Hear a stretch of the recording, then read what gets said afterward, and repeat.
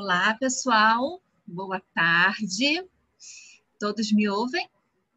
Sim. Boa tarde. Legal. Tudo bom, Olá, gente? boa tarde. Eu sou Clarice Martiello, sou da equipe do Gênesis, tá? Eu sou a coordenadora da incubadora. A Paulinha acabou de falar um pouquinho mais da estrutura do Gênesis como instituto, né? Então, eu sou responsável pela célula da incubação mesmo, que se relaciona com as startups, né? E os ganhadores vão ficar comigo lá quando entrarem. Nós estamos na roda de entretenimento, cultura e arte, tá? A gente está gravando esse evento também. Eu acho que é o tema mais legal. Não foi à toa que me puseram nele. E eu vou começando para a gente não perder tempo, claro que apresentando os nossos líderes temáticos. Só reforçando o objetivo aqui, a ideia é a gente ouvi-los e depois vocês tirarem dúvidas com eles, comentários das ideias que estão tendo, a gente poder trocar, né? E aí eu vou pedir que as dúvidas sejam colocadas no chat, tá? A Andressa, que está aparecendo aí, é da minha equipe também, equipe Gênesis, e trabalha lá. E a Nath também, né? As duas estão aí, nós estamos com o nome PUC Hack na frente, a Nath também, e ela é da equipe do Gênesis também, elas vão me dar o suporte aí para a gente olhar as perguntas de vocês e tudo mais, tá? Então, vamos começar aqui. Cada líder temático vai ter 20 minutos para falar, tá bom? A gente vai ter 3 líderes hoje. A gente está com o Bruno Diegues, que é professor do Departamento de Comunicação Social da PUC, o Valmir Moratelli, que é do doutorando do Departamento de Comunicação Social da PUC também, e o Marcos Barbato, Marcos, tá ali, já vi, que é professor do Departamento de Comunicação Social também. Então, a gente vai começar pelo Bruno, tá? E eu vou apresentar um pouquinho do Bruno e dar a palavra para ele. Aí, o Bruno, ele é graduado em jornalismo, né? Ele fez jornalismo e marketing também, tem MBA em marketing, ambos pela PUC, é filho da PUC também, né? E hoje ele é sócio-diretor na produtora Orgânica Produções e diretor de marketing e comunicação na Xmart, consultora no segmento de turismo de luxo. Bruno, muito obrigada pela sua participação no PUC Hack. Seja bem-vindo e o microfone é todo seu. Vou te liberar aqui. Obrigado, é um prazer. Boa tarde e boa noite quase a todo mundo. Eu gosto muito de falar sobre esse assunto de entretenimento, por onde eu recorto as disciplinas que eu dou na PUC. Eu sou professor de comunicação e televisão, que é uma matéria de ciclo básico, e de filme publicitário, que é uma matéria já de publicidade no 7º período. Então, sempre tenho esse lado de tentar valorizar isso nos alunos, incentivar também, pelo menos, a curiosidade sobre o empreendedorismo. Desde que eu entrei na PUC em 2012 como professor, eu também sou orientador lá da empresa Júnior, na área de audiovisual. Então, estou muito... E uma das grandes tristezas da minha vida é que a única vez que eu não fui selecionado para ter a minha empresa incubada, né, no Gênesis. Mas foi muito lá atrás. E depois eu deveria ter tentado de novo, mas acabei seguindo por outros rumos. Mas, enfim, também tentando ser objetivo. Eu tendo a falar demais. Meus alunos sabem que eu estouro o tempo, então me corta, por favor. Aliás, antes de eu abrir teu tempo aqui, eu esqueci de falar o tema, né? O entretenimento como caminho de enfrentamento da pandemia e um olhar empresarial sobre a arte, né? Vamos lá, beleza. Eu vou te controlar aqui, todo seu. Beleza. Então, gente, na verdade a ideia aqui é mais um bate-papo, né? A gente trazer inspirações ou provocações que possam orientar no processo lá do hackathon que a gente vai fazer no final do mês. E aí, quando a gente teve o bate-papo, eu e os outros líderes temáticos com o pessoal do Gênesis, a gente foi meio que pensando assim, o que a gente poderia trazer para somar para essa discussão. E uma coisa que eu falo muito em sala de aula, e que nas 2 empresas na qual eu trabalho, penso muito sobre isso também, é justamente o papel do entretenimento como talvez o que ligue 2 áreas que muita gente ainda insiste em não pensar como áreas que têm que trabalhar de forma coesa, que é arte e negócio. Né? Arte e cultura de um lado, negócio de outro. Muita gente ainda vê isso como coisas impossíveis de você colocar juntas no mesmo pacote, como se fosse um grande pecado você falar de dinheiro quando você está falando de arte e cultura, que as pessoas só deveriam fazer por amor e não pensar em lucro, e o empresarial que não pensa algo que possa contribuir para a sociedade culturalmente para sua evolução através de arte, enfim. E muito isso eu vejo na parte de execução. Sempre vi isso tem mudado, graças a Deus. Eu tento botar essa pulga, pelo menos, atrás da orelha dos meus alunos. E principalmente, assim, porque quem entra para trabalhar na área da comunicação, então tem uma galera muito já pensando em empresarial e entendendo a dinâmica de lucro e da indústria do entretenimento, e que não quer sujar as mãos, não quer pensar em como vou ganhar dinheiro com isso, oh meu Deus, só tenho que fazer pelo valor artístico da história. Muito pelo contrário. Eu acho que é essa posição que a gente tem que trazer. Como a gente aliar as coisas. E não pensar arte e cultura contrária a negócios, mas arte e cultura com negócios, tudo fica muito mais poderoso. A gente tem que investir em cultura sim, diferente do que diz o nosso presidente. E a indústria do entretenimento é uma forma disso ser viável. E pensar em entretenimento como alguma coisa que pode ser muito, sim, positivo e propositivo e transformador. E não entender entretenimento como apenas alguma coisa para passar o tempo e divertir as pessoas, mas entender, inclusive, o jornalismo como entretenimento. Você pode fazer as pessoas pensarem se você sabe trazer uma mensagem que atinja elas de alguma forma. E aí isso tudo fica muito mais evidente, do meu ponto de vista, quando você entra num momento de pandemia como a gente está vivendo esse ano. Assim. Você sai de um problema que eu estou chamando de macro aqui, que é exatamente essa diferença de mindset, eu não consegui pensar as duas coisas juntos, e você entra em várias problemáticas que foram surgindo num primeiro momento que a gente não sabia deixar de conviver socialmente, fisicamente, por mais que já estivéssemos há muito tempo cada vez mais virtuais, mas adorando uma aglomeração, né? Então você dizer para quem é rueiro, que adora carnaval, que adora um bloco brasileiro, carioca em particular, fique em casa e não se junte com os outros, isso é um problema. E aí, como essas pessoas confinadas vão ter ainda acesso à cultura, vão ainda se divertir dentro de casa sem poder sair, sem poder encontrar as outras pessoas. E a grande solução que se colocou aí foi a tecnologia, que é alguma coisa que nunca pode ser dissociada de entretenimento e negócios nessa área. A evolução da tecnologia é o que faz evoluir arte e cultura como bens de consumo, como parte de uma indústria do entretenimento. E o uso dessa tecnologia cada vez mais acessível a mais pessoas foi o grande diferencial para as soluções que a gente teve, dos problemas que a gente foi enfrentando. Então, assim, vamos liberar acesso a todo mundo. Todo mundo pode assistir tudo agora em qualquer lugar. Isso é viável? Até que ponto isso é bom do ponto de vista econômico? Todo mundo pode assistir, todo mundo pode produzir de qualquer lugar, com qualquer aparelho. Como que a gente vai equacionar oferta e demanda por conteúdos relevantes dentro da área do entretenimento? Como isso se sustenta no médio e longo prazo? Quanto tempo você demorou até ficar saturado da quantidade de lives que você viu na sua frente? Ou de você produzir? Em que momento começar a entrar nessa onda e produzir um conteúdo dentro da sua área de negócio? Volta a flexibilizar, mesmo não podendo ainda flexibilizar, e as pessoas já loucas enchendo os bares do Leblon, mas tem negócio para acontecer aí. Como é que essa indústria volta a operar, com que novos protocolos? Beleza, passou a pandemia, ou já está a situação mais regularizada em algum momento. Existe esse novo normal na indústria do entretenimento? Ele se sustenta por quanto tempo? Ou não só, o que a gente vai ter que ter de cuidado para fazer essa indústria continuar girando, e o que a gente vai somar de melhorias por conta dos problemas que enfrentamos, as oportunidades criadas por conta da pandemia. Então, acho que são os problemas que eu estou chamando de micro aqui, que dentro desse nosso segmento talvez tenha sido o mais criativo de lidar com isso tudo, e a grande válvula de escape para a gente não ficar louco se matando em casa, confinado. Eu acho que foi quando muita gente deu o devido valor que cultura e arte precisam ter sempre, não só quando a gente está confinado em casa, sem poder ou sem dever sair. E aí, pensando em soluções que a gente viu, talvez eu seja repetitivo, mas acho que como linha de raciocínio vale a pena a gente mencionar coisas que vocês já estão pensando aí, pipocando na cabeça, com base no que eu estou falando.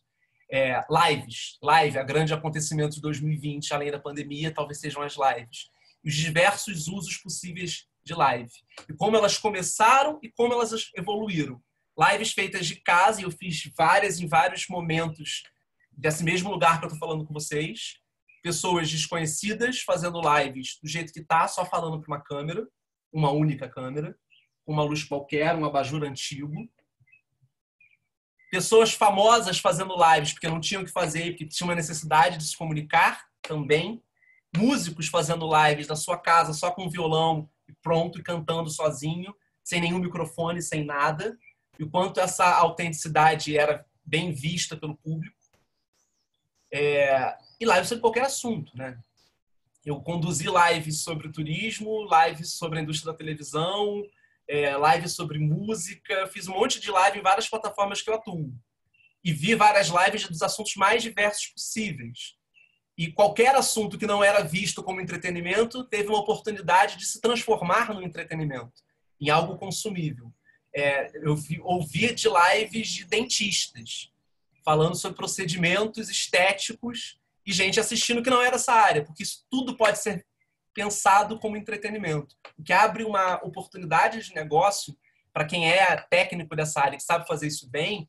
Você pode transformar qualquer assunto num assunto mais agradável para qualquer pessoa. Isso é pensar como entretenimento, isso também é arte.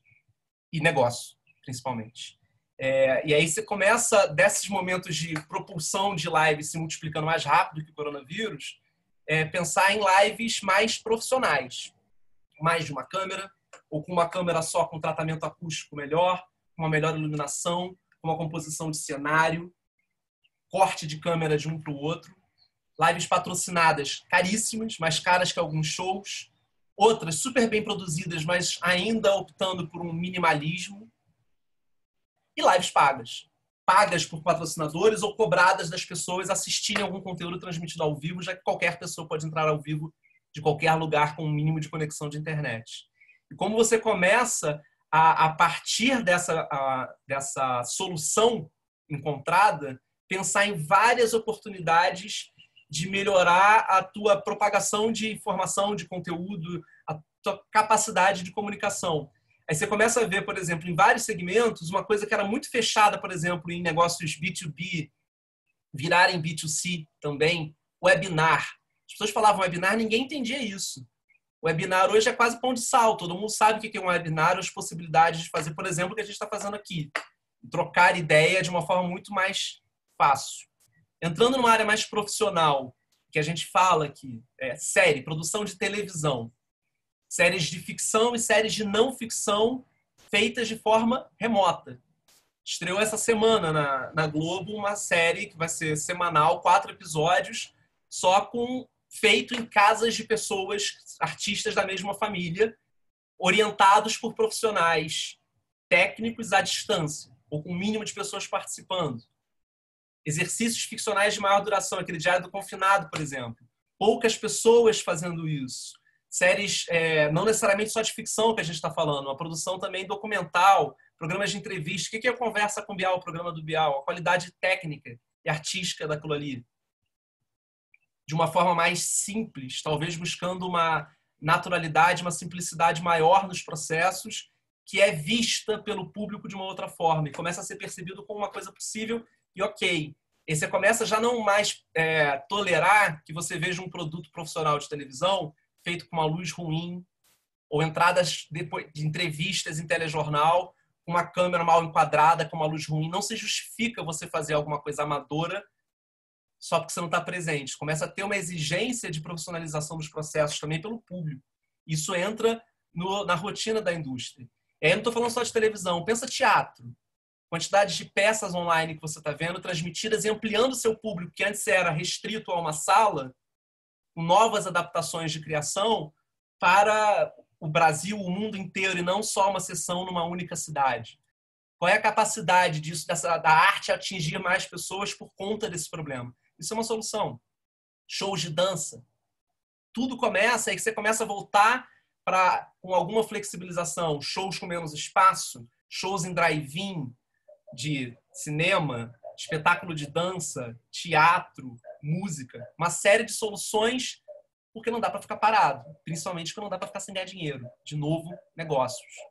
E que absurdo que o auxílio emergencial para os profissionais da cultura tenha sido o último a ser discutido e começar a ser liberado.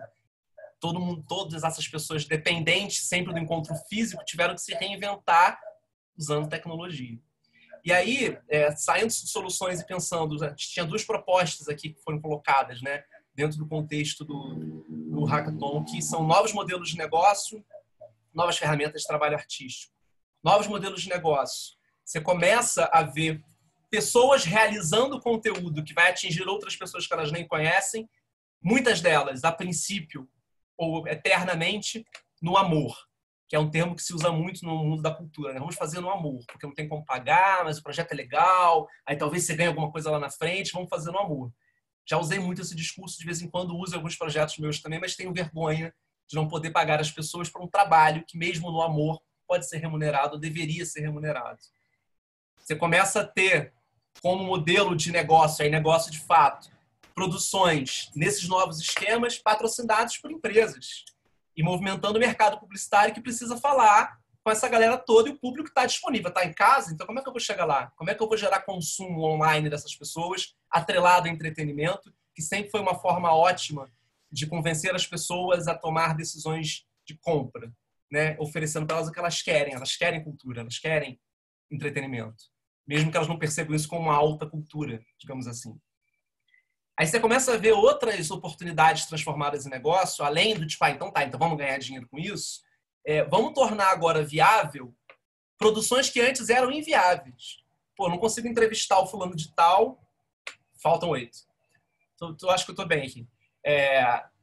Eu não consigo fazer um programa, fazer uma entrevista ou filmar uma cena porque eu tenho que me deslocar até aquele lugar. Será que eu não posso usar a tecnologia a meu favor agora e começar a fazer coisas nas minhas produções, nos meus produtos, para atingir mais gente ou fazer de uma nova forma que antes era impossível e agora se torna viável? Isso é um novo caminho que se abre como modelo de negócio também. E uma coisa que pode ser preocupante, mas que eu vejo como uma oportunidade, tendo a ver o copo metade cheio e não vazio, você vai fazer produções cada vez mais enxutas nessa área. Menos pessoas para fazer o que antes se fazia com mais pessoas. O que pode gerar desemprego? Sim. Pode gerar uma subvalorização dos profissionais? Talvez. Porque você tem menos gente e essas pessoas fazendo mais coisas. Então tem um impacto possível aí, mas talvez você consiga viabilizar mais projetos porque eles vão estar custando menos na execução. Porque sim, você pode cortar custos com essas possibilidades que a tecnologia te traz. Então você tem que pensar nisso como um elemento na tua conta, no teu orçamento. Quem trabalha com arte tem que aprender a fazer orçamento, tem que lidar com budget, tem que prever custos, tem que prever ROI, Return on Investment. Não dá para você investir em alguma coisa só no amor, isso tem que gerar alguma coisa para você e para a sociedade também. E a gente está falando sempre de dinheiro, isso não é o menor problema. E aí, entrando nas tais novas ferramentas de trabalho artístico. Você tem limitações por conta da situação, mas você tem formas de manter a mesma qualidade anterior ou criar uma nova qualidade. Talvez até melhorar aspectos técnicos de execução e ampliar as possibilidades do que você tinha antes com o uso dessas tecnologias ou uma nova visão, um novo olhar para essas novas tecnologias. Você pode desenvolver, de fato, novas linguagens, novas narrativas, novas formas de contar histórias. E você pode, isso vai ser valorizado. E não era de hoje, não à toa, quem mais se destacou na pandemia eram profissionais que já investiam em serem profissionais múltiplos. Eu não estou indo contra quem é super específico e o melhor, especializadíssimo naquela função, mas principalmente no mundo do entretenimento, você precisa ter uma noção do todo. Você precisa saber executar mais funções ou aprender novas funções, porque é isso que o mercado cada vez mais vai querer. Você tem essa visão do todo cada vez melhor. Eu vou pular uma parte aqui no meu pré-roteirinho de desafios que eu acho que a gente tem que pensar. Eu acho que são 5 coisas que você tem que pensar. Valeria para qualquer segmento, mas acho que nesse vale muito. Conteúdo relevante e o que é relevância. Então, o que é um conteúdo relevante para qual público? Você tem que saber para que público você está falando, para que público você quer falar, o que ele quer ouvir. Não adianta eu tentar vender alguma coisa, nem que seja entretenimento, para quem não quer ouvir aquilo. Então, saber entender quem é esse público e produzir um conteúdo relevante para ele. 1. 2. Qual é a viabilidade técnica de eu produzir esse conteúdo da forma que eu estou estruturando ele? Eu consigo fazer isso? Eu consigo acrescentar um valor artístico? Não é só porque eu estou falando de dinheiro que a gente vai esquecer do que eu estou criando como arte. Eu tenho um valor artístico que eu estou satisfeito, que eu consigo criar? Esse é o meu terceiro ponto. 4. Eu estou fazendo alguma coisa diferente? Qual que é o meu diferencial? Eu estou fazendo mais uma live igual a que todo mundo já fez, falando do mesmo assunto que todo mundo já fez, com a mesma perspectiva, fazendo as mesmas perguntas, ou eu estou criando alguma coisa de fato que fala, opa, isso é diferente, eu quero assistir. Eu tenho um diferencial para fazer? Senão não sai de casa, não levanta da cama. Pensa de uma outra forma. Mesmo que você não vai inventar a roda, você pode usar a roda de novas maneiras ou apresentar para as pessoas, olha que legal que a roda também pode fazer. E o quinto, tal do ROI, Return on Investment. Eu preciso gerar dinheiro, eu preciso comer, eu quero beber o meu vinho, inclusive para curtir a mesma coisa que eu estou produzindo. Então, conteúdo relevante, viabilidade técnica, valor artístico, diferencial e ROI. Quanto tempo me sobra? 4 minutos? Então, vou falar rapidamente duas coisas que eu fiz, para não ficar só cagando regra aqui, que tem a ver com decisões que eu tive que tomar no que eu faço, além da PUC, de dar aula nesse novo ambiente, novo contexto. Um pela Xmart e outro pela Orgânica. A Xmart é a empresa na qual eu trabalho, dividindo meu tempo com a PUC, é uma consultoria de marketing na área de turismo de alto padrão. Nosso objetivo, nossos clientes são clientes de fora do Brasil, em sua maioria hotéis caríssimos, de luxo, um nicho muito específico de público que existe no Brasil. E o nosso objetivo é fortalecer a indústria do turismo, os agentes de viagem, operadoras, os players desse mercado e atingir o público final através de estratégias de comunicação. O meu objetivo é convencer os brasileiros a viajar para fora do Brasil e gastar mais de $1.000 na diária nos hotéis. Como eu faço isso com fronteiras fechadas, pessoas sem poder sair de casa, sem avião, sem poder chegar em lugar? Eu paro de existir? Como é que eu mantenho o que as empresas me pagam para fazer como FII mensal? A gente perdeu o cliente, a gente teve redução de contrato, a gente não conseguiu demitir, mas reduziu carga horária da empresa inteira, e é uma empresa pequena, e a gente teve que se reinventar em várias coisas. E a gente conseguiu manter uma percepção de valor do público que nos segue, que usa os nossos serviços sem nos pagar, que são agências de viagem, jornalistas, influenciadores, enfim, e os hotéis que nos pagam, criando um conteúdo pensando em entretenimento. A gente criou, entre outras coisas específicas e pontuais de treinamento para essas pessoas, uma série de lives, que a gente demorou a entrar na onda das lives, mas estruturou bem como conteúdo, o que a gente poderia oferecer que outras pessoas não estavam oferecendo e que ajudasse como formação para esse público de agências de viagem. A gente criou uma série de lives chamada Xmarting. Se vocês quiserem depois dar uma olhada, é Xmart Viaja. Viajar, né? Com J, é o arroba da empresa. E a gente começou a produzir essas lives de 1 hora, eu conduzido ou a dona da empresa, entrevistando pessoas que somassem informação para as pessoas desse universo. E fazendo disso um programa de entretenimento. Aberto a todo mundo. Isso começou a ter venda. E a gente pensando em nicho. A gente fez, por exemplo, uma live com um hotel do Caribe que reabriu, que você chega lá de avião privado, que tinham 30 pessoas assistindo. E a gente virou, em julho, o público que mais foi para esse hotel no Caribe, com diárias altíssimas, porque pessoas importantes assistiram aquela live, descobriram aquele hotel, que foram capturadas pelo entretenimento. E a gente começou a produzir vídeos também mostrando esses produtos. Acho que eu esgotei meu tempo. E o outro processo, depois só dá uma olhadinha lá na Orgânica, que é um programa de música, que a gente criou uma série de 13 episódios no @Orgânica Produções, eu apresentando, falando com músicos independentes, investindo em arte autoral, mas esse não ganha dinheiro nenhum. Talvez eu descubra uma forma de ganhar. Se tiverem sugestões, eu aceito. É isso. Obrigado pelos ouvidos. Obrigada, Bruno. Valeu. Gente, eu vou pedir, se alguém quiser fazer já alguma pergunta, coloca no chat aberto para todo mundo, que as meninas estão controlando, tá? Porque agora eu vou apresentar o Valmir Moratelli. Já vou até abrir o microfone do Valmir, enquanto eu apresento ele. Aí. Olá, Clarice. Obrigado a todo mundo. Boa tarde. Tudo bom? O Valmir, ele é doutorando em comunicação pela PUC, né, mas é mestre em jornalismo também pela PUC, graduado em comunicação social, jornalismo pela UFRJ, e pesquisa velhice no Brasil e as novas formas de linguagem audiovisuais, tabus, telenovelas e ficção seriada em geral. E também tem uma uma ampla participação na TV Globo na parte de conteúdo, né, Valmir? E vamos conversar hoje, ele vai falar hoje sobre os desafios do cinema durante a pandemia. Obrigada, Valmir, pela participação. O microfone é todo seu também. Obrigado. Me avisa também quando estiver faltando aí alguns minutos para falar, tá? Combinado. Bom, primeiro, uma honra estar podendo participar aqui ao lado de todos vocês aí para poder debater um pouco de um assunto que é pertinente a todos nós, atravessa nossas vidas o tempo todo, mas muitas vezes a gente não se dá conta disso, né? De como a arte, de como a cultura fazem parte do nosso dia a dia. Nós somos representações o tempo todo, para nós mesmos e para os outros, né? Então, isso faz muito parte dos nossos... da maneira da gente ver o mundo. A arte, querendo ou não é apenas uma forma de expressão, mas como bem colocou o Bruno, a gente tem que entender também como um negócio.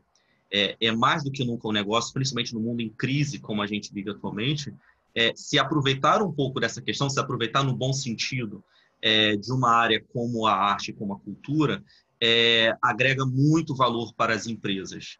E, bom, eu vou falar um pouco do que eu faço, dentro disso a gente vai destrinchando um pouco desses assuntos que vão permear aqui a pauta. Primeiro que eu acho que a pandemia trouxe esse momento atual que a gente vive enclausurado e tendo que ter esse contato por Zoom, enfim, eu acho que trouxe um pouco de um certo... novamente, um certo respeito para a cultura e para o entretenimento. Há alguns anos, setor da área do entretenimento e da cultura, vem sofrendo ataques diversos, né? Por que investir, por exemplo, em um filme ou em uma peça de teatro, se a gente pode, por exemplo, colocar o dinheiro em hospital, como se uma coisa precisasse sobrepor a outra. São duas coisas em paralelo que são muito importantes para que uma sociedade saudável possa viver. E agora, com esse momento de pandemia, o que a gente viu foi que muita gente passou a perceber o quanto é importante, sim, ter acesso a uma Netflix, ou acesso a uma live, que seja, a ouvir música, ler um livro, assuntos que permeiam todo o campo da cultura, senão as pessoas simplesmente ficam loucas dentro de casa, né? O isolamento provoca, muitas vezes, tensões, crise de ansiedade, enfim, doenças e crises de psicológicas nas pessoas. Então, um bom livro ou uma boa peça que possa ser assistida por Zoom acaba fazendo com que haja uma válvula de escape nessa loucura toda que a gente vive. E só para concluir essa introdução, se a arte não fosse tão importante, tão necessária, como alguns políticos insistem sempre em empregar, a gente não teria hoje, nesse momento, no Brasil, todas as salas de cinema e de teatro fechadas e todas as igrejas abertas. Isso mostra exatamente o tipo de ataque cultural que nós vemos, um ataque à cultura que a gente vem sofrendo. Os livros no país estão prestes a serem taxados, livros estes que já são caros. O livro tem uma faixa de preço de 40 a 50 reais. Isso é muito caro para a grande massa da população brasileira. Então, todos esses assuntos mostram quanto a arte e a cultura são, sim, necessárias e são importantes, e estão sendo atacadas e não sendo levadas em consideração, vide aí secretários de cultura sendo trocados à torta e à direito e sendo colocados pessoas sem a menor experiência. Enfim, posto isso, a gente tem que pensar em novos modelos de negócios dentro dessa maneira de lidar com esses desafios atuais dentro da área do entretenimento, dentro das nossas possibilidades reais e concretas que a gente tem hoje. E uma delas, eu concordo muito com o Bruno quando ele falou sobre esse fenômeno das lives que surgiu atualmente. A gente, né, teve um boom e agora deu uma caída, mas ainda assim permanece. Tem pico de horário em que as lives aumentam muito, né? 6, 7 horas da noite é aquele momento em que muitas lives...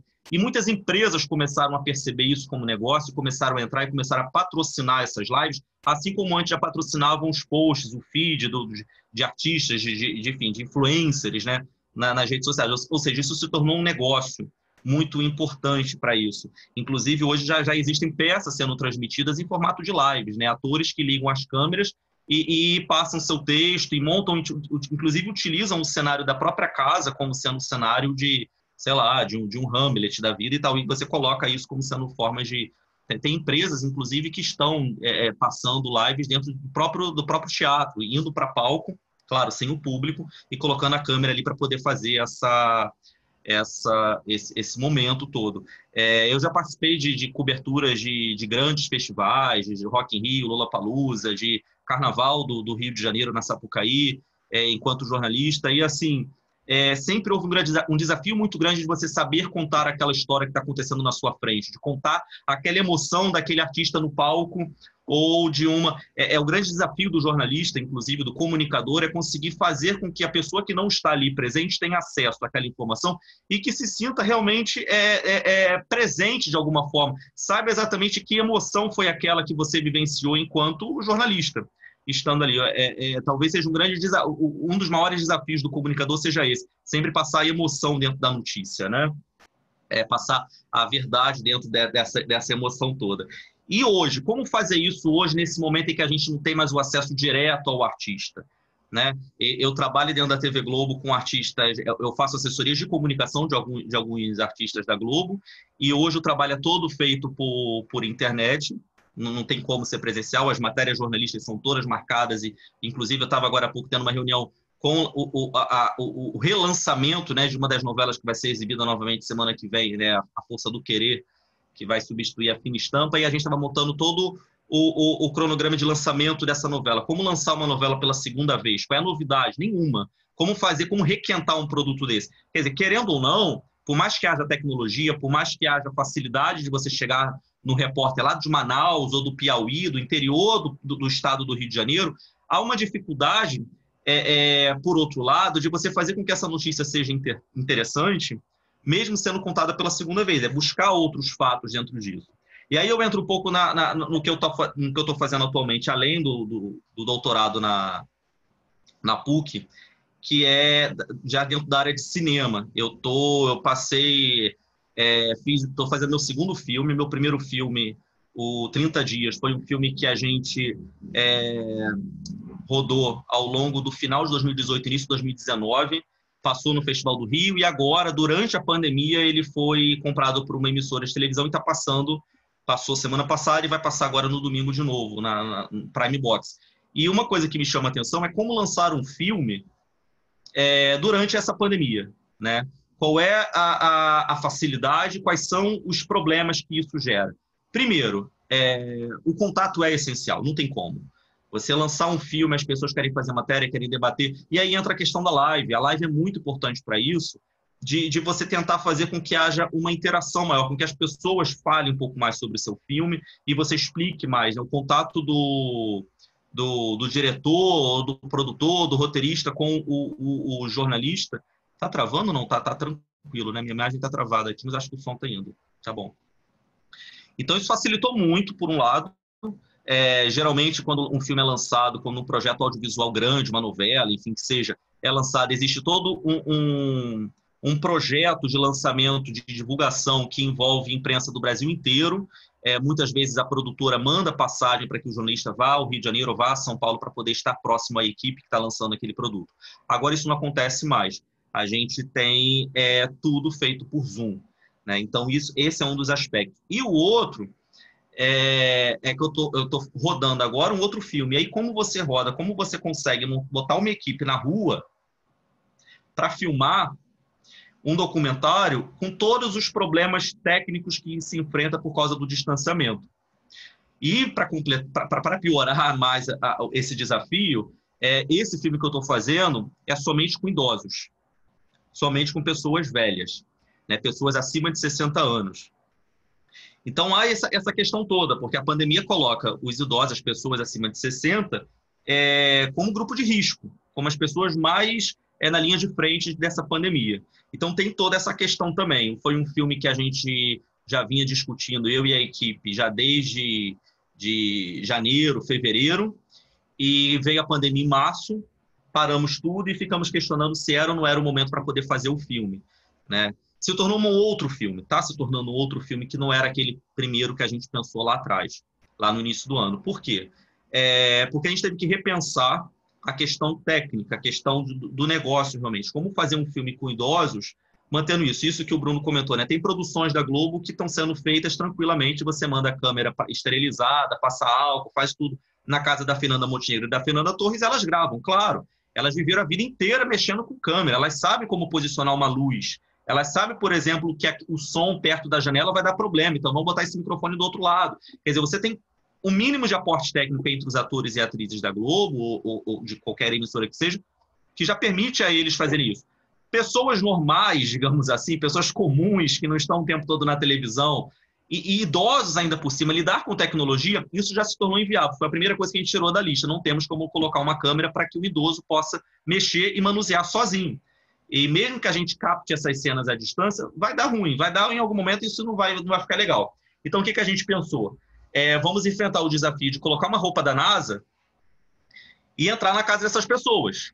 Né? Vai ter que ter um convencimento muito grande e, ao mesmo tempo, a gente está assumindo um risco por nossa parte e da parte deles, porque coronavírus, gente, mata, né? 120 milhões, mil pessoas já morreram. Então, não é brincadeira.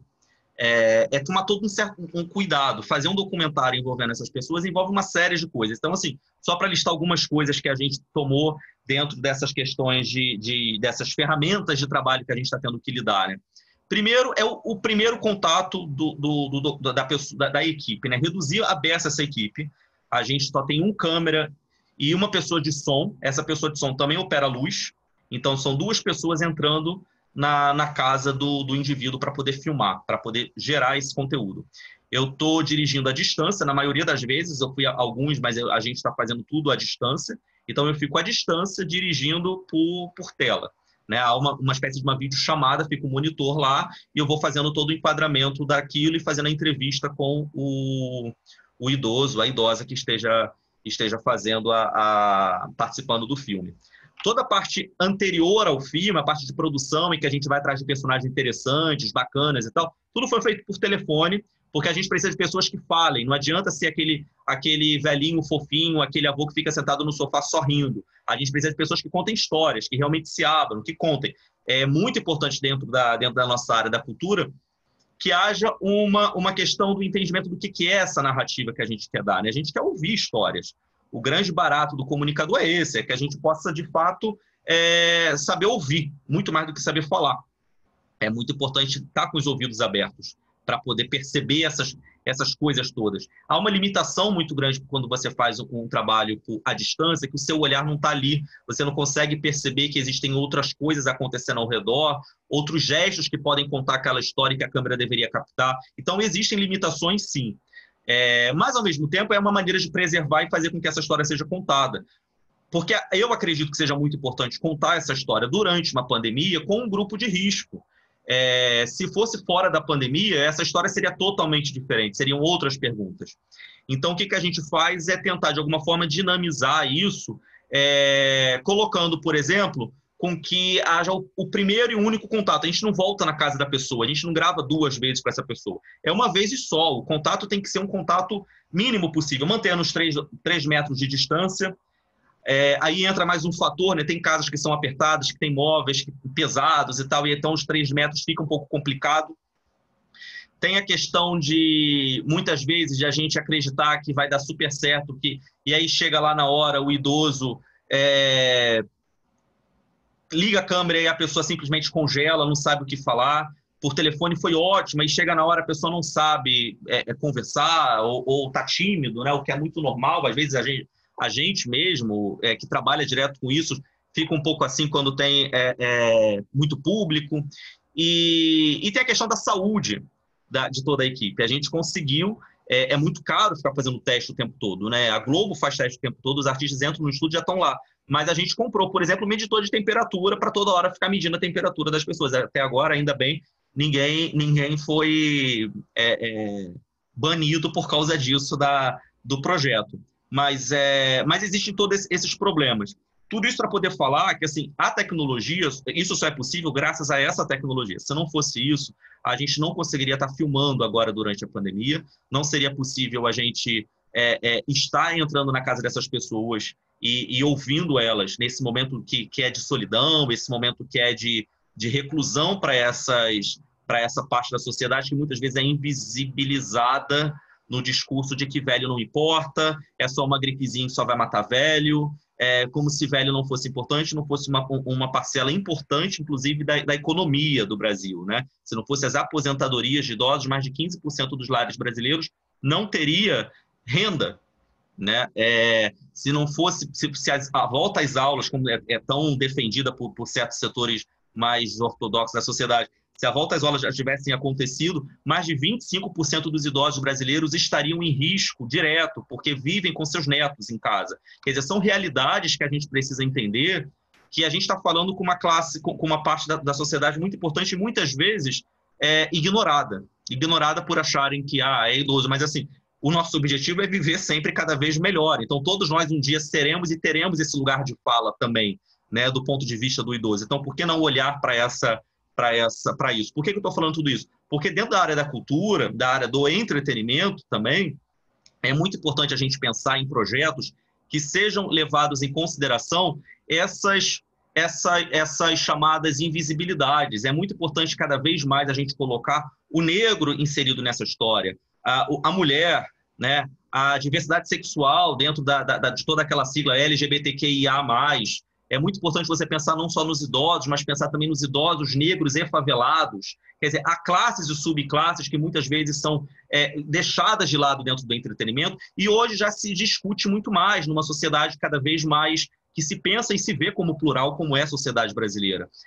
Eu penso, por exemplo, há 20 anos atrás, se você for pegar as obras de Jorge Amado que eram adaptados para televisão, todo o elenco era sempre branco, né? Era uma Bahia branca, uma Bahia que, inclusive, até agora, recentemente, voltou ao ar com Sol Nascente, uma novela das 9, do João Emanuel e tal, e agora já criou uma revolta, agora o público já questionou, já foi para as redes sociais, já teve o Ministério Público, inclusive, interferindo e pedindo para a Globo para poder mexer na história. Quer dizer, o que muda? Por que agora é importante colocar negro numa história e há 20 anos atrás ninguém discutia, ninguém ligava para isso?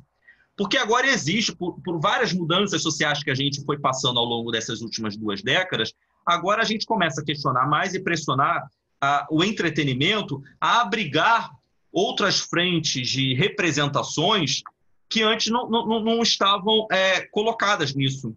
Então, inclusive, uma coisa que eu coloco aqui para vocês, quando forem pensar em seus projetos, quando forem pensar em negócios, pensem em públicos que muitas vezes são renegados, são olhados como sendo menores. Eu já fui editor de revista em que, por exemplo, eu não podia dar negro na capa. Isso há 4 anos atrás, porque falava que negro não vendia. Quando eu vinha com Thaís Araújo e Lázaro Ramos para a capa, vinha o pessoal do setor de comercial para a minha mesa e falava assim, cara, derruba essa capa, isso vai ferrar a nossa, já ia falar palavrão, já ia ferrar a nossa venda aqui, a nossa meta.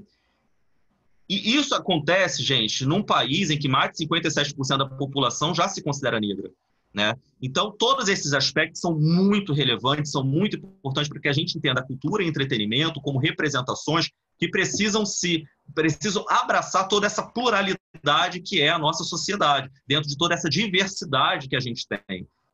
Todos os modelos de negócio precisam ser, em algum momento, pensados de que forma eu vou atingir aquele público. Porque o poder de consumo não está apenas numa classe média branca da Zona Sul carioca. Não existe isso. Existe uma pulverização cada vez maior, né? Quando houve o boom da classe C, né, da chamada classe C, aí, nos anos 2010, 2011, a fase do pleno emprego e tal, ficou muito na modinha falar e olhar para o subúrbio carioca, por exemplo. Vamos olhar aquele subúrbio fantasiado lá na Avenida Brasil, nas novelas. Então, colocar isso de um aspecto mais relevante como negócio também é muito importante, porque você abre outras frentes de trabalho e percebe o público consumidor que às vezes não consegue atingir ir até seu produto justamente por falta de conhecimento. Enfim, tinha muito mais coisa para falar, mas o meu tempo acabou. Eu espero que tenha contribuído aí para o debate. É isso. Super contribuiu, Valmir. Muito legal o seu relato aí da gravação do filme, tudo, né? Muito legal. E a gente finaliza, mas com não menos importância, com o Marcos Barbato, que também é professor do departamento, né? Ele é mestre em design pela PUC, em realidade virtual pelo Núcleo de Experimentação Tridimensional e Realidade Aumentada, com graduação em comunicação social, especialização em publicidade e marketing, diretor de criação multimídia da Bia Interactive e larga experiência em mentoria de equipes, teamwork e desenvolvimento de projetos multidisciplinares. E o Marcos vai falar sobre criação de plataformas favoráveis à entrada de marcas e a importância do desenvolvimento de novos programas e ferramentas para o embarque da tecnologia. Marcos, muito obrigada pela sua participação e o microfone é todo seu também. Legal, obrigado, obrigado, Clarice. Queria saudar os meus companheiros aqui, o Bruno, o Valmir, né?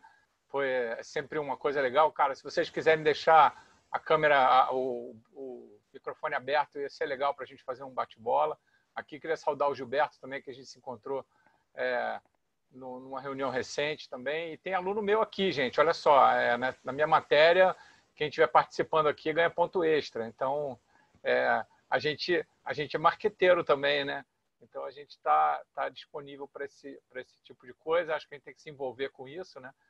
E eu estou vendo aluno meu aqui, eu estou feliz com isso. Estou vendo o Cadu aqui, não sei se tem mais alguém. Então, eu estou curtindo muito. Queria deixar vocês à vontade para, durante o papo, a gente trocar. Clarice, fica à vontade também para receber aqui no chat. Tá? Gente, olha só. Assim, a gente está num hackathon, né? Vocês já viram o naipe do repertório desses dois que falaram aqui agora. Assim, o repertório é muito grande. O meu repertório, eu brinco que eu sou evangelista. A gente tem 3 pilares para defender: comunicação, artes, design e tecnologia. Né? Artes e design, que é um pilar, comunicação e tecnologia. É isso que eu milito, isso que você pode esperar de mim. A gente faz inovação para evento grande, a gente trabalha com um monte de ativação de marca. A gente chama isso de live marketing, né? É como que as marcas, não é só ganhar dinheiro que a gente está falando, a gente está falando como é que a marca se conecta e gera valor. Eu gosto de falar mais de gerar valor do que propriamente de dar o resultado financeiramente. Financeiro é um aspecto, mas geração de valor é um outro aspecto, que é um aspecto muito importante. Então, é claro, assim, a Be Interactive, que é a minha empresa, a gente desenvolve tecnologia desde sempre, né? A gente está há 20 anos desenvolvendo tecnologia. Hoje a gente está caindo dentro do negócio de videogame, do negócio de realidade aumentada, realidade virtual, que são suportes complementares aos suportes clássicos que a gente tem. Mas, assim, eu queria que você lembrasse que você tem um desafio. Isso aqui é um hackathon, isso aqui é uma competição. O nosso repertório está à sua disposição. A gente está aqui para trocar com você. Esse hackathon tem um desafio claro, que é você olhar para a situação da Covid e entender no segmento da tecnologia onde tem oportunidade para você resolver um problema de fato.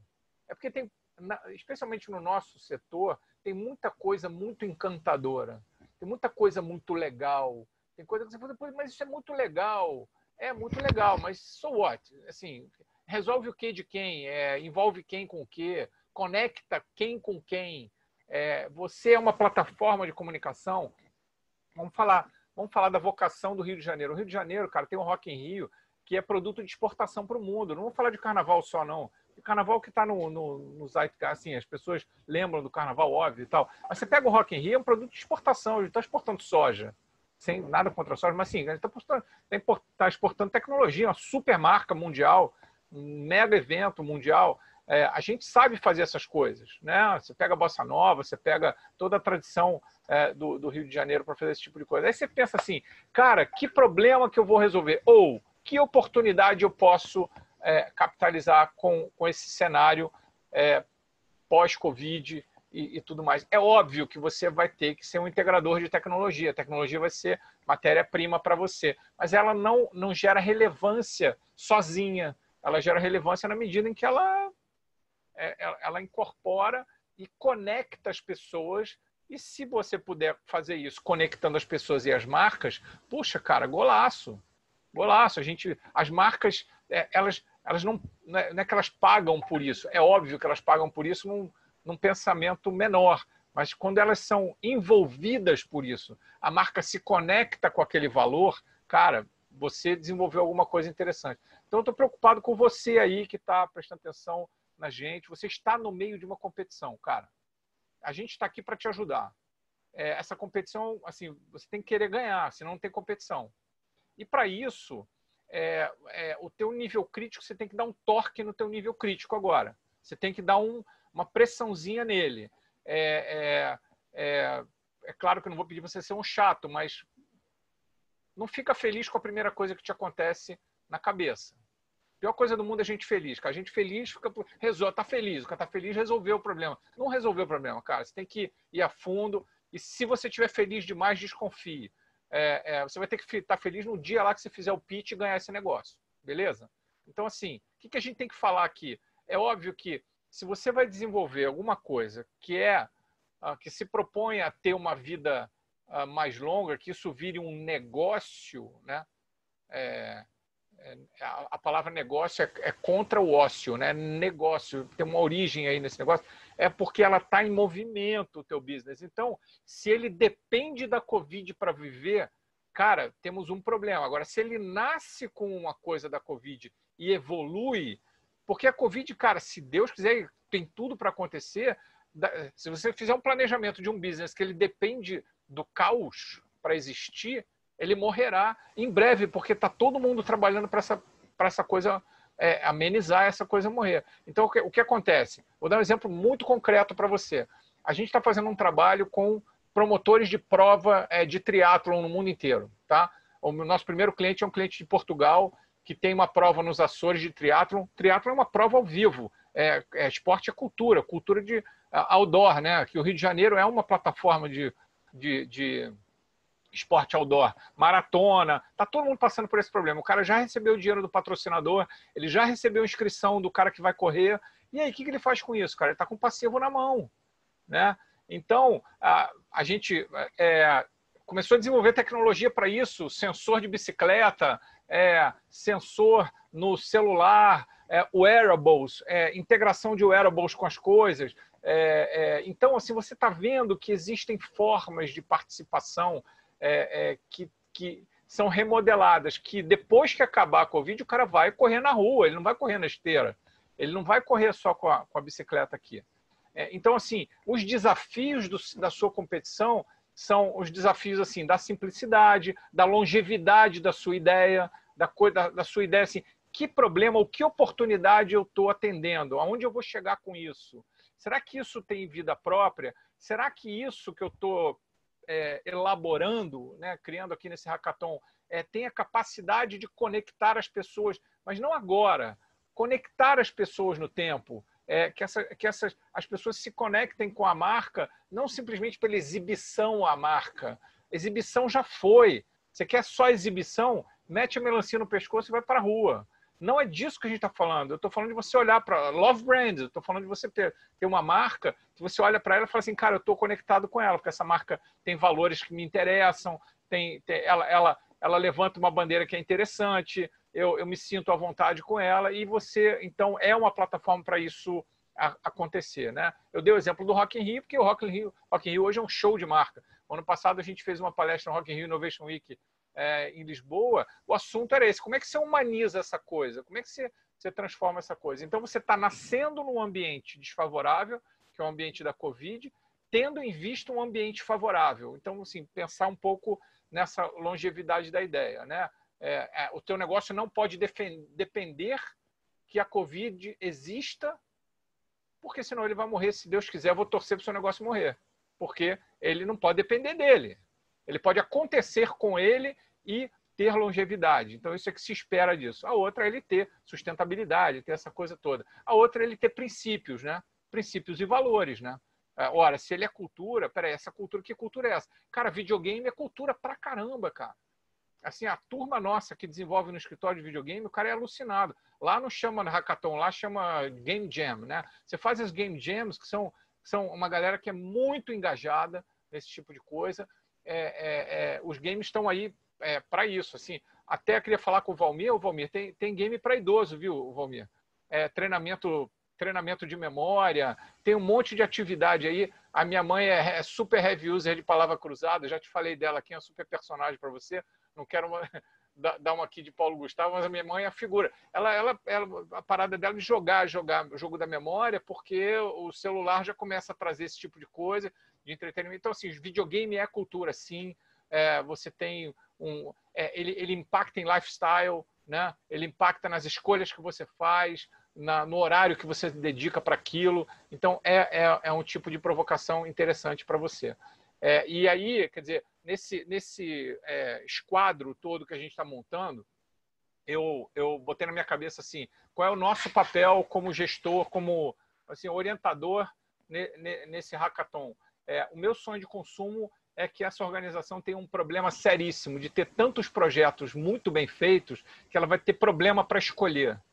Tá? Assim, nossa meta aqui desse grupo, queria propor ao Bruno, ao Valmir, que assim, a nossa meta desse grupo é criar um problema para os caras e só fazer projeto de alto nível. Isso implica em que o nosso nível crítico, a gente pudesse ter um nível crítico mais, vamos dizer assim, apertado, e a gente pudesse você acolhesse, né, assim, o feedback, não quer dizer aceitar, mas acolher o feedback e poder seguir em frente, né? Porque a gente não vai tratar, assim, pelo menos é uma proposta que a gente tem aqui, tratar você, assim, num sentido de, não, porque o cara é estagiário, porque o cara é iniciante. Cara, não. A gente vai tratar com o feedback que eu teria liberdade de ter com qualquer parceiro meu de trabalho e tudo mais.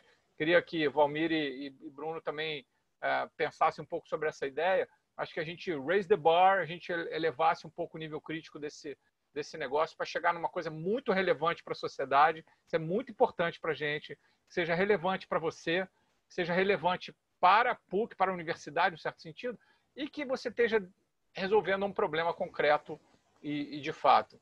Então, comunicação, design, artes, né? Design e tecnologia. Esse é o tripé, é isso que a gente tem que ter na cabeça. Eu acho que esse é um mantra que deveria estar no seu processo de desenho. Eu ainda tenho tempo, Clarice, não? Tenho? Eu tenho uma coisa para falar para você. Quando você começar a trabalhar com o teu time, você vai desenhar o escopo de um problema para resolver. Ok? Então, assim, eu queria deixar uma primeira linha para você pensar. Definir o escopo de um problema, definir o território de um problema, definir aonde esse problema vai se encontrar é muito importante. Assim, você ser crítico com a definição de que problema é esse que você vai resolver, né? É claro que em arte e cultura você fala assim, solidão é um problema? É um problema, né? Valmir, a gente está falando aí do idoso, então, né? A criança é difícil, assim, é claro que tem, mas assim, criança desassistida é complicado. Mas tem um monte de idoso desassistido, né? Desassistido até do afeto, né? Sem julgamento, né? Mas desassistido do afeto físico, daquele olho no olho, aquela coisa toda. Então, solidão em si não é exatamente um problema. É o que dentro da solidão que você quer trabalhar? Que tipo de aspecto você está querendo resolver dentro desse sentido? Então, eu acho que a gente fica com uma primeira linha, o primeiro desenho, que cara, vamos definir qual problema nós vamos atacar. E você, quando estiver com o seu grupo trabalhando, se você largar com o seu problema bem definido, que seja um problema que os seus pares estejam de acordo com ele, que os seus pares estejam motivados para resolver esse problema, para encarar esse problema, você tem um problema na mão. Você tem um bom problema na mão. Lembra que o cara lá do pitch que vai te ouvir, o cara vai te ouvir o pitch lá. A primeira pergunta que vai ser, o que esses caras resolvem? Qual é a solução? O que isso faz? Eu não estou falando da pessoa, estou falando do projeto dele. O que o projeto dele entrega? Né? Então, se você largar bem, se essa largada agora... hoje é dia 10, a gente está falando aí de 15 dias, mais ou menos, né? Assim, dedica tempo para definir o seu problema. E é uma dica, uma sugestão, uma proposta aqui. E a outra proposta, óbvio, aí, Bruno e Valmir, a gente dá uma raise the bar aí no nível crítico das coisas, sustentação lógica, sustentação conceitual, você está bem definido, está preparado para defender teu projeto em 6 slides, né?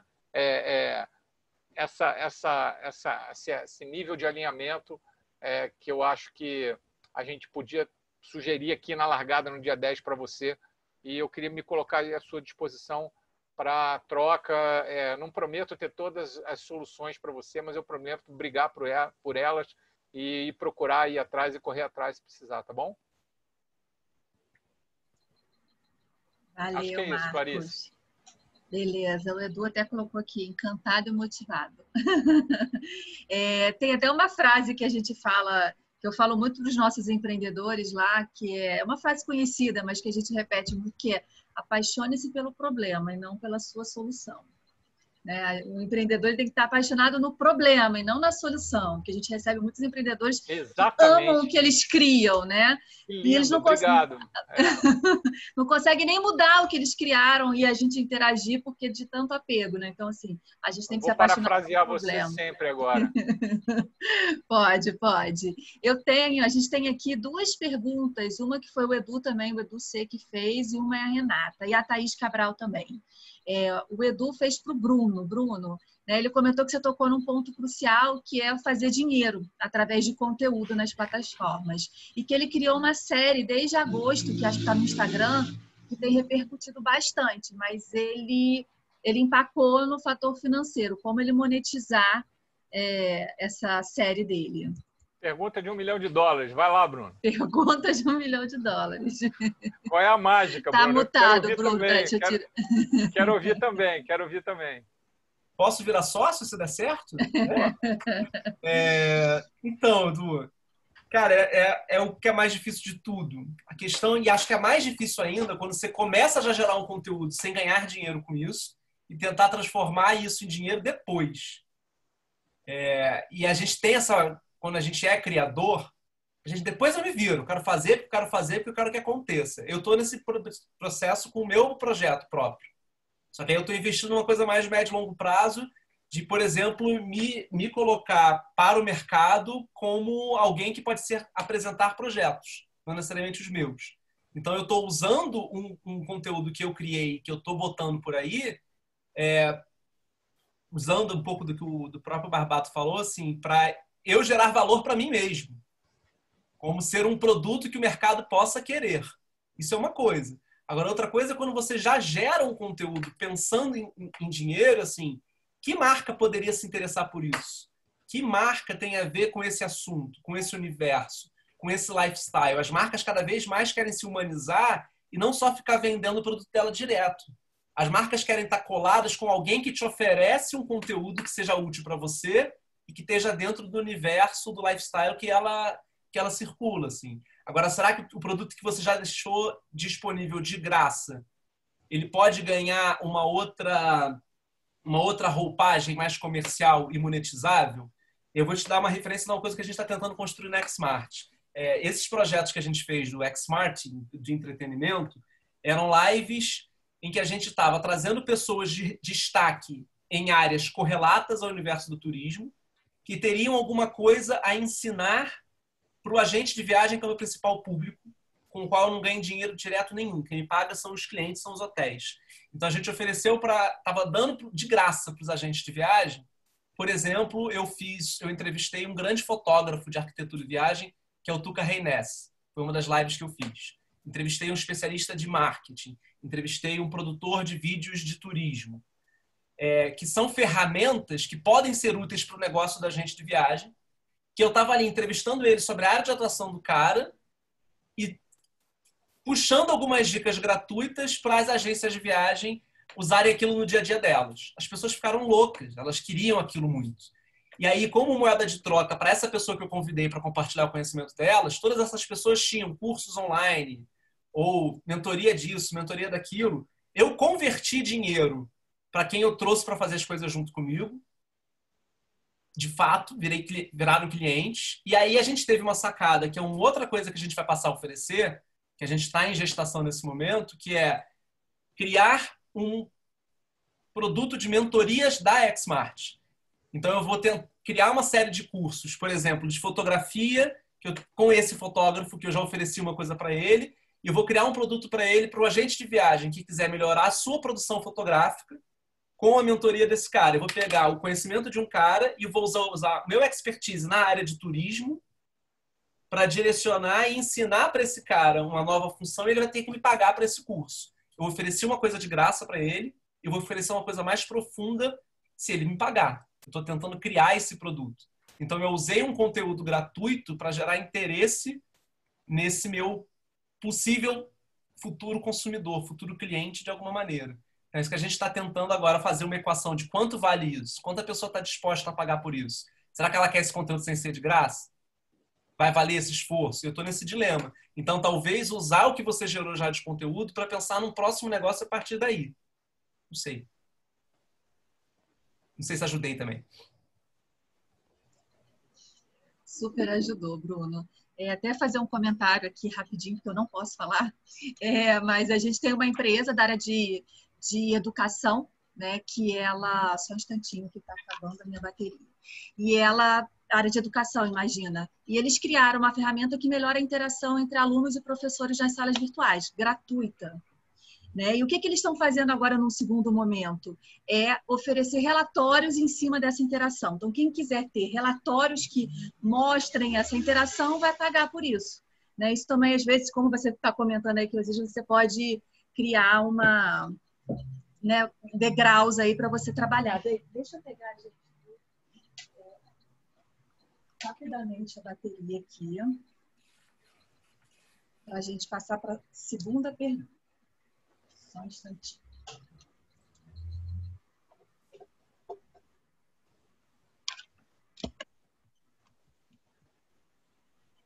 Foi. Vamos lá. A Renata também como falou com o Valmir, né, que gostou bastante da apresentação e que sobre o entretenimento teledramatúrgico tem uma certa dúvida com relação a uma possível inclusão.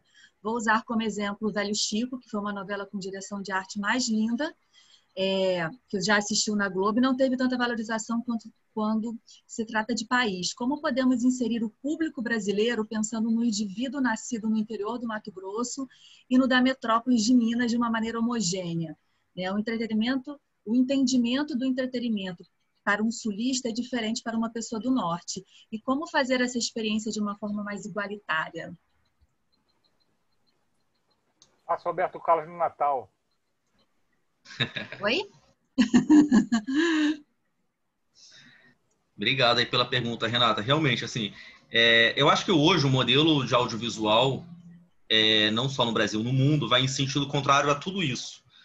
Não existe mais uma forma de você conseguir concentrar de uma forma homogênea todas essas representações que a gente estava falando agora há pouco. É impossível. Justamente por causa disso, porque as representações, as pessoas que se veem representadas de diferentes signos, elas não se colocam mais apenas dentro de um quadrado, entendeu? E é por causa disso, inclusive, que se explica em parte a popularização e a audiência do serviço de streaming. Quando você consegue colocar no mercado uma grande quantidade de títulos que você não veria na televisão aberta como um todo. Porque a televisão aberta, comercialmente, ela precisa realmente atingir desde o interior do Mato Grosso até lá o Minas Gerais.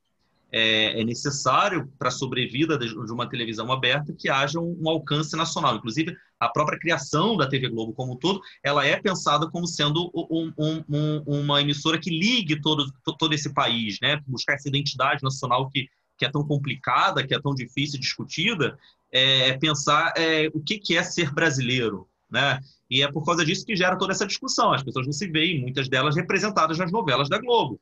Então, é preciso discutir essas questões todas dentro disso. Aí vem um serviço de streaming, Netflix da vida, que coloca lá, por exemplo, uma série nada ortodoxa, por exemplo, uma série que fala sobre judeu ortodoxo num bairro de Nova York. Olha como é que é tão específico aquilo ali. Tá direcionado a um público muito específico, mas acaba atingindo muitas outras coisas, muitos outros públicos dentro disso tudo. Por isso que eu acho que não dá para poder pensar em atingir uma forma homogênea, como você colocou aqui. O entendimento de entretenimento para um sulista é diferente de uma pessoa do norte, concordo. Assim como a pessoa que mora no Leblon vai ser diferente do entendimento para a pessoa de Madureira. São essas diversidades que fazem com que haja uma dificuldade maior, um desafio maior para quem trabalha com entretenimento para conseguir atingir esses diferentes públicos. Quando eu falo, por exemplo, para colocar mais negro ou mais idoso ou mais gay dentro de uma narrativa audiovisual, para poder mostrar que existem realmente essas outras representações importantes e participativas dentro de uma sociedade. Né? Não dá para esquecer essas pessoas, não dá para poder apenas colocar aquele modelo padrão de família tradicional e tal, que está todo mundo sempre acostumado e foi educado para poder ver. É preciso brigar um pouco com isso e brigar um pouco, inclusive, com o próprio mercado, para que se entenda que é importante avançar nessas pautas. E nisso os streamings vêm justamente para poder colocar. Existem séries em que todo o elenco é negro. Você não tem nenhuma novela na Globo hoje, nenhuma novela nacional, eu falo Globo porque é a emissora líder e tal, mas não existe nenhuma novela em que tenha pelo menos 50% do elenco negro. Não tem, né? E você tem séries americanas, séries estrangeiras, e tem que estar lá todo o elenco negro. Por que que existe mais facilidade no streaming? Justamente porque não é tratado de forma homogênea, é tratado de blocos, né? É pensado para públicos e nichos diferentes e diversificados. Pensar assim o negócio também de uma forma muito mais, talvez, certeira de conseguir atingir seus objetivos, indo direcionar para quem você quer falar. Eu já emendo aqui com a outra pergunta, não? Eu espero, Clarice. Super pode, Valmir. Ela está perguntando sobre o processo, né, de fazer e tirar um filme do papel numa crise econômica e numa pandemia. Isso. O Edu chegou a comentar o retorno de Pantanal, o remake. Exatamente, pois é. Quer dizer, Velho Chico realmente foi uma novela com uma fotografia linda, Luiz Fernando Carvalho, não sei o que, mas não atingiu. Agora, outras novelas do Benedito atingiram. Rei do Gado é um sucesso, né? Pantanal está voltando 20 anos depois e mostra exatamente um Brasil rural, um Brasil que não é o do eixo Rio-São Paulo, um Brasil que não é nada urbano, voltando. Porque talvez um dos motivos, não sei, mas um dos motivos dessa discussão seja o fator da ecologia, da proteção do meio ambiente. A gente está passando por uma grande queimada no Pantanal nos últimos dias, que está dizimando, sei lá, acho que são mais de 10 milhões de hectares, Eu vi uma matéria que estava comparando, inclusive, com o território equivalente ao que é Rio e São Paulo. Quer dizer, pensar na questão da ecologia hoje é uma pauta importante também, e por isso talvez seja o resgate dessa novela. Não sei, aí eu estou palpitando por achismo. E em relação a essa questão que a Thaís colocou, qual é o processo de tirar um papel? Olha, pensando no audiovisual, pensando em filme, né, em documentário, no caso, a primeira coisa é você ter uma ideia, que você acredite muito naquela ideia, e a ideia tem que valer muito a pena. Né? Por exemplo, o meu primeiro filme eu tive que colocar dinheiro do meu próprio bolso. É aquilo, a gente fazer um negócio, a gente tem que ter uma receita para colocar aquilo ali. Muitas vezes não dá lucro logo de cara, né? Demora, inclusive. Quer dizer, o meu filme foi passado em vários festivais, ficou um ano aí rodando, não sei o que, agora só que eu consegui vender para a TV. Por causa desse vai, não vai ter carnaval, não vai ter em 2021, a pauta carnaval se tornou importante, a cultura popular sendo pauta novamente, então, vamos comprar o seu filme e tal. Quer dizer, nem sempre o retorno também financeiro vem de igual tamanho. Essa pergunta que agora há pouco o Bruno respondeu. Não existe receita do bolo perfeita, né? Não tem como a gente descobrir a fórmula para poder ganhar dinheiro. Se a gente tivesse, é isso que o Marcos falou. É a pergunta de 1 milhão. Todo mundo quer ganhar dinheiro. Não existe essa, eu vou fazer arte pela arte. Não, você não estaria, né, fazendo outra coisa. Eu estou fazendo alguma coisa que eu goste, que me estimule a pensar criticamente, mas eu preciso também ter um retorno financeiro para poder pagar a conta. Esse equilíbrio que é realmente difícil e que a gente tenta o tempo todo buscar chaves. Agora, o processo para tirar um projeto do papel, respondendo bem rapidamente, de uma forma bem superficial, é ter realmente essa ideia, você acreditar nessa ideia e ter uma equipe competente. Você tem que reunir pessoas que acreditem também nessa ideia. Não adianta só você ter a ideia e acreditar que aquela ideia é essencial para chegar no cinema. Não adianta. Você tem que ter um produtor incrível, tem que ter um roteirista incrível, tem que ter pessoas que realmente você acredite naquilo, né? Ninguém trabalha sozinho. Dentro da área do entretenimento, você não trabalha sozinho, não. O Marcos citou o Rock in Rio. Imagina você fazer um Rock in Rio daquele, foi o Medina o responsável. Não é o Medina o responsável. Existe uma equipe que muitas vezes trabalha nos bastidores durante anos para colocar aquilo, né? Eu tive a oportunidade de ir, inclusive, de cobrir o Rock in Rio Las Vegas, né? Todo o desafio de se fazer um Rock in Rio dentro de uma cidade que já consome entretenimento dia e noite, 24 horas por dia, que tem muita coisa. Inclusive, eu li depois uma entrevista do Medina falando que foi um grande erro ter colocado em Las Vegas, podia ter colocado em outra cidade americana. Por quê? Porque Las Vegas já é aquilo, né? Tem um cassino em cada esquina. Aliás, nem tem esquina. É uma grande avenida, né? Quer dizer, você trabalhar o entretenimento ali é muito mais cruel, é muito mais concorrente, né? Você tem Circo de Soleil em cada hotel, né? Em cada... muitas lojas, muito shopping e tal. Então, pensar também na questão qual é a sua estratégia, realmente.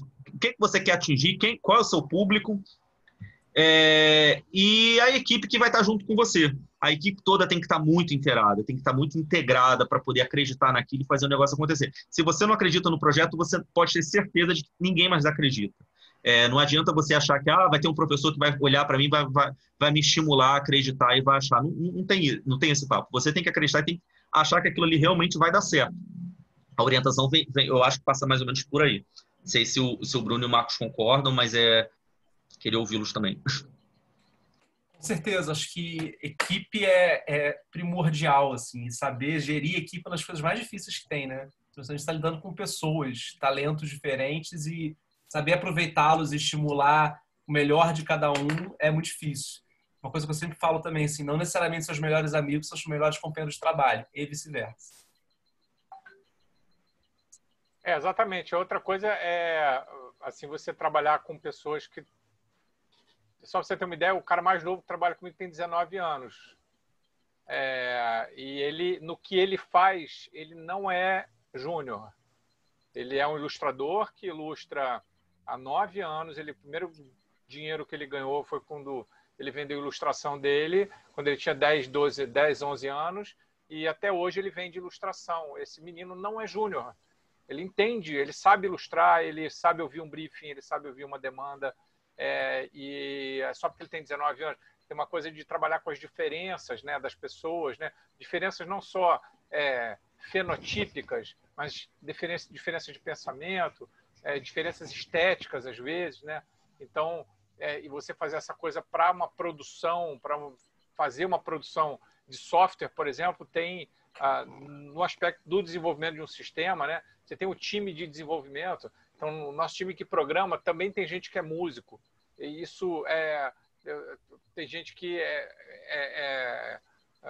faz modelagem 3D, que também faz outras coisas, faz outros esportes, anda de skate e tal.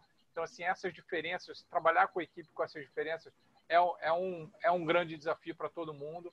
É um soft skill, é um soft skill que, se você desenvolver soft skill conscientemente, você trabalhar com tanta importância que você dá para o seu curso de inglês, de qualquer curso que você vai fazer, você colocar no teu to-do list lá, quais os soft skills que eu vou trabalhar e tal. E um deles é teamwork, um deles é trabalhar em equipe, trabalhar em time, né? Porque a gente fica falando assim, parece meio teórico, mas tem uma hora que a coisa vem para a mesa, né, Bruno?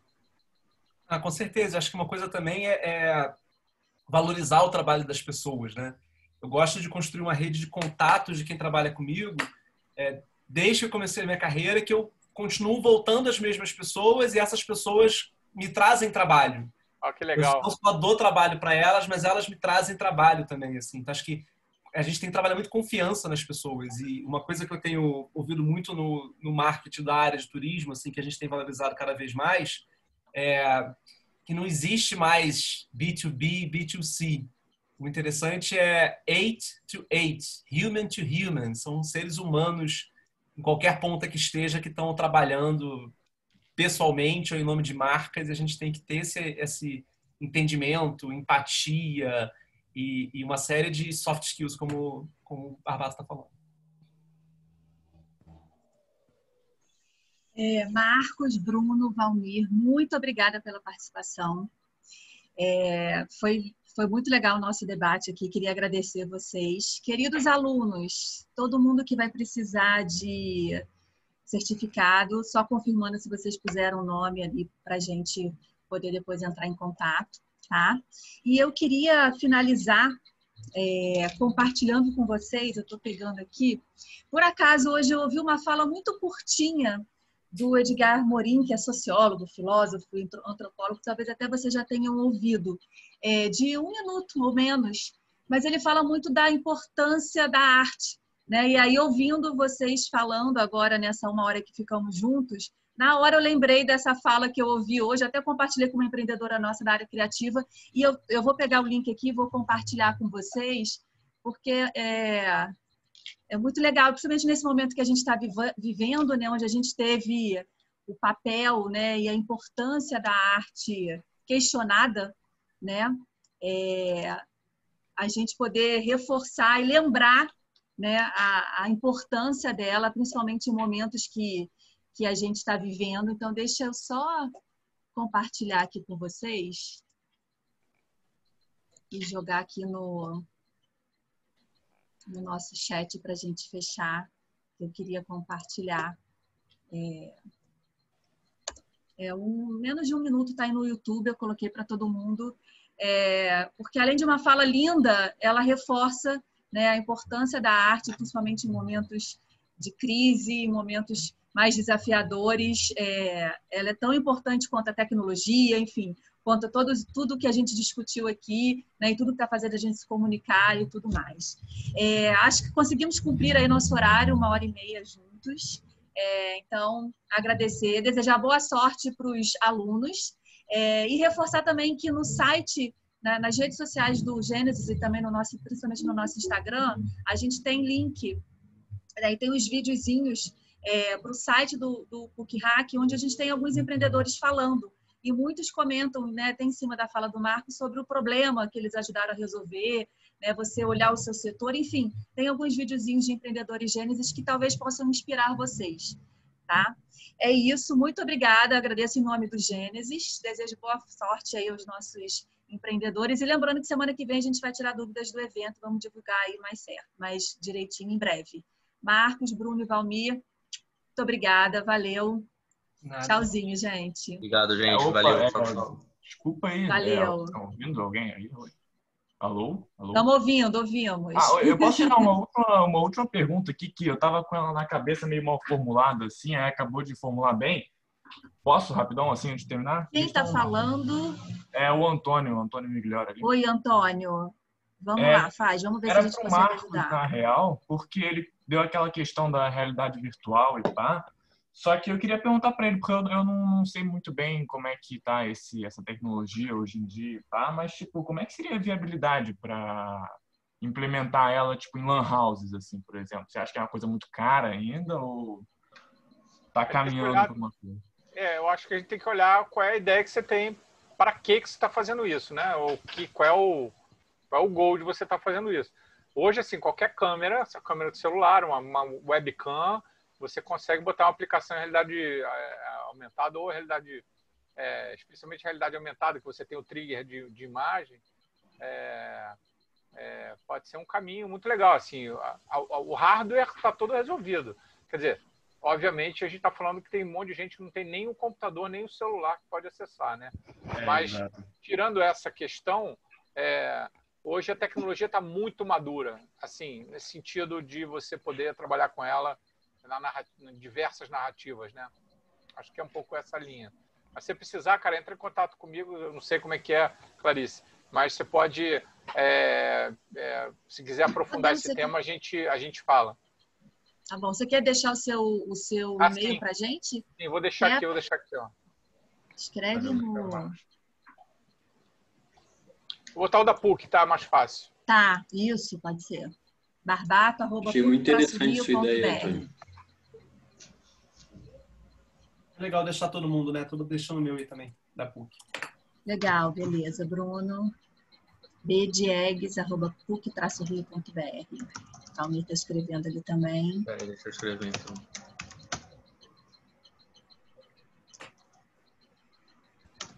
Ó, cara, para você que estava falando com realidade aumentada, ó, aqui, ó, o artista dançando na sala em realidade aumentada da sua casa. É o contrário da live, é uma live na sua casa.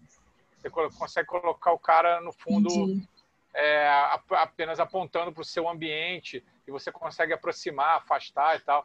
Não estou dizendo que isso é legal, mas assim, é viável. Você consegue fazer. Agora tem que saber o porquê que você faz, né? Não, claro, dá para abrir a mente, isso aí, legal. Mas assim, e você está falando com um cara suspeito, né? Porque enfim, eu sou super entusiasta e a gente paga escola de filho, condomínio, com esses negócios. Então, não é só papinho, né? Tá bom? Precisar, estou à sua disposição, cara. Eu que agradeço. Obrigado aí pela explicação. Valeu. Valeu, gente. Boa noite aí para todos. Fiquem bem e vamos lá para o PUC Hack. Um abraço. Tchau. Valeu. Tchau.